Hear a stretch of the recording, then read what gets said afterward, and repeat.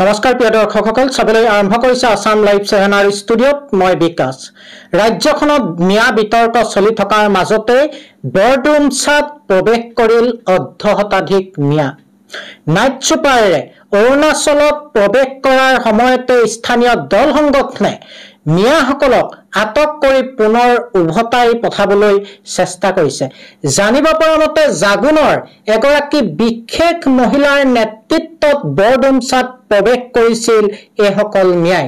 চাওঁ আহক আমাৰ এই বিশেষ সংবাদ। আসাম লাইভ 7 দৰ্শকক আমি এই মুহূৰ্তত জনাইছো, ৰাজ্যত মিয়া বিতৰ্কৰ মাজতে বৰডুমচাত গাড়ীত আহিল মিয়া। স্থানীয় দল সংগঠনে অৰুণাচলত নাইট ছুপাৰ গাড়ীৰে প্ৰৱেশ কৰাৰ সময়তেই উভতাই পঠিয়াই এই মিয়াসকলক। বৰ্তমান দল সংগঠনে ব্ৰহ্মাজানত থকা বুঢ়ীদিহিং সংৰক্ষিত বনাঞ্চলত ৰখাই থৈছে প্ৰায় 50 গৰাকী মিয়া লোকক।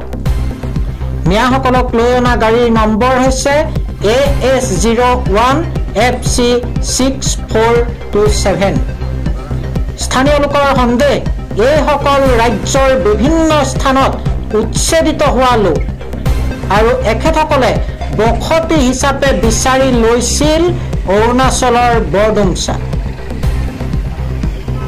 অৰুণাচল প্ৰদেশত ইটাভাটাত কাম কৰিবলৈ কোনো লোকে অনা বুলি জানিবলৈ দিছে এইসকল মিয়াক। এইসকল লোকে নাজানে ক'ত যাব, কোন মালিক তেওঁলোকৰ। এইসকল লোক মৰিগাঁও নগাঁৱৰ বুলি জানিবলৈ দিছে। খিলঞ্জীয়াৰ বসতিস্থল বৰডুমচা পেঙেৰি অঞ্চলত এনেধৰণৰ মিয়া লোকৰ আগমনে চাঞ্চল্যৰ সৃষ্টি কৰিছে সম্প্ৰতি। প্ৰশাসনক অতি সোনকালে এওঁলোকৰ নথি পত্ৰ পৰীক্ষা কৰিবলৈ আহ্বান জনাইছে স্থানীয় লোকে। অৰুণাচলৰ ইটাভাটাৰ কামত ব্যৱহাৰ কৰিবলৈ আনিছিল এইসকল মিয়াক। পূৰ্বৰ দৰে জাগুনৰ নিবাসী গীতাঞ্জলি চেতিয়াই লৈ আনিছিল এইসকলক আৰু অৰুণাচল প্ৰদেশৰ নাগাৰ নেতৃত্বত অহা বুলি জানিবলৈ দিছে এইসকল মিয়া। গীতাঞ্জলি চেতিয়া নামৰ এজনী জাগুনৰ নিবাসী, যি ট্ৰাইবেল বেল্টত পৰে, শেহতীয়াভাৱে আমাৰ ট্ৰাইবেল বেল্ট ঘোষণা কৰিছিলে চৰকাৰে, তাত পৰে দীপাঞ্জলি চেতিয়া। তেখেতে অবৈধ বাংলাদেশী আজি বছৰৰ পৰা আনি আছে। আজি হঠাতে আমাৰ পেঙেৰি বৰডুমচা স্থানীয় দল সংগঠনৰ হাতত পৰে। তেখেতে সেই আজি যে তিৰাপ জাগুন বা আমাৰ পাটকাৰ পৰ্বতৰ আশে পাশে অবৈধ মানুহে, অবৈধ বাংলাদেশী, অবৈধ মিয়াই যেনেকৈ ঘৰ বাৰী বনালেহি, তাৰ একমাত্ৰ এজেণ্ট আছিল গীতাঞ্জলি চেতিয়া।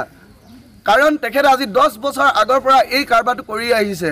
তেখেতে দূৰৰ পৰা বাংলাদেশীবিলাক আনে, মিয়াবিলাক আনে, এনেকৈ অৰুণাচলত ইটাভাটাত কাম কৰোৱাই লাহেকৈ আমাৰ যি আসাম নামফাই যি গেট আছে, গেটেদি নি তেখেতে বৰডুমচা দি সুমিয়াই টিয়াপ গেটেদি নি তেখেতে জাগুন, লিডু এনেকুৱা অঞ্চলবিলাকত আজি সেইকাৰণে তাত অবৈধ বাংলাদেশীৰ সংখ্যা বৃদ্ধি হৈ আছে। আমি স্পষ্ট কথা।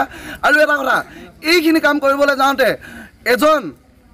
এটা ভাল সংগঠনৰ, জাতীয় সংগঠনৰ নেতাই বিক্ৰী হৈ আছে। তেখেতে পইচাৰ বিনিময় মিলাই আৰু তেখেতে পুলিচ প্ৰশাসনকো মিলাই বুলি আমি শুনিছোঁ। আৰু আজি আমাৰ সতীৰ্থকো ফোন কৰি গীতাঞ্জলিয়ে 20 লাখ টকা অফাৰ কৰিছিলে। কিন্তু আমি স্থানীয় দল সংগঠন তথা পেঙেৰিবাসী ৰাইজ ইমান বুৰ্বক নহয়, নিজৰ মাটি আৰু নিজৰ জাতিক 20 লাখ টকাত বিক্ৰী নকৰে আৰু কেতিয়াও নকৰে। সেই গতিকে আমি সেই জাতীয় নেতাজনক আমি হুকিয়াই দিব বিচাৰোঁ, আপুনি অনুগ্ৰহ কৰি আপুনি জাতিটোক বিক্ৰী নকৰিব, অন্যথা আপোনাৰ মাংস বিক্ৰী কৰিম আমি।